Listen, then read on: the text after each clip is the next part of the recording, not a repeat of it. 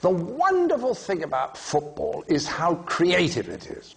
And this is why it has never caught on in America. You see, in America, the action is deliberately kept short so that the sponsors can get in as many commercials as possible. And also so that the players don't have to think for too long. They get instructions from the quarterback, who has, in turn, received them from the offensive coach. So no one has to think for themselves. This is the Dick Cheney version of creativity, otherwise known as doing exactly what you're told.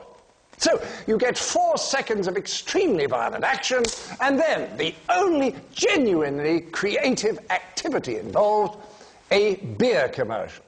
So American football is played like a series of advertising jingles, while soccer is played like jazz.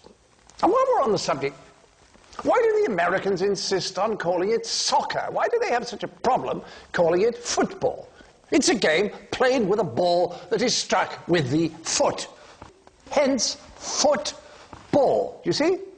Are you following this, America?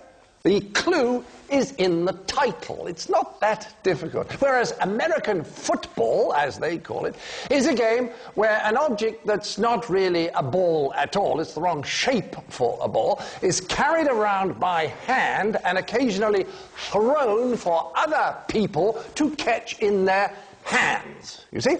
Only one person in each team is allowed to actually kick the ball, and they have to be specially brought onto the field to do it. I suppose, in its own way, that is a form of creativity. It's quite a creative use of language, saying one thing and meaning something completely different.